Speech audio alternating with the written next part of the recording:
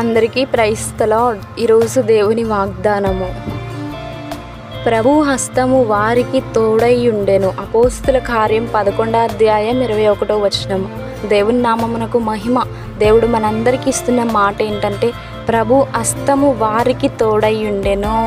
మరి ఎవరైతే దేవుని యందు విశ్వాసం ఉంచి ప్రార్థిస్తారో, సత్యాన్ని గ్రహిస్తారో, ఈ లోకంలో ప్రభు వలనే నాకు సహాయము అని దేవుని యందు విశ్వాసం ఉంచి ప్రార్థిస్తారో, ప్రభు హస్తము వారికి తోడుగా ఉంటుంది, వారి వెంట ఉంటుంది. ఎలాంటి పరిస్థితులైనా దేవుడు వాళ్ళని విడిచిపెట్టడు.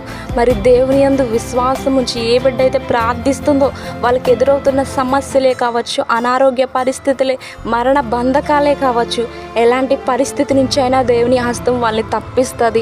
దేవుని యందు విశ్వాసం ఉంచండి. మీ ప్రతి పరిస్థితిని దేవుడు మార్చగలడు. అందరికీ ప్రైజ్ ది లార్డ్. దేవుని నామమునకు మహిమ. ఆమేన్.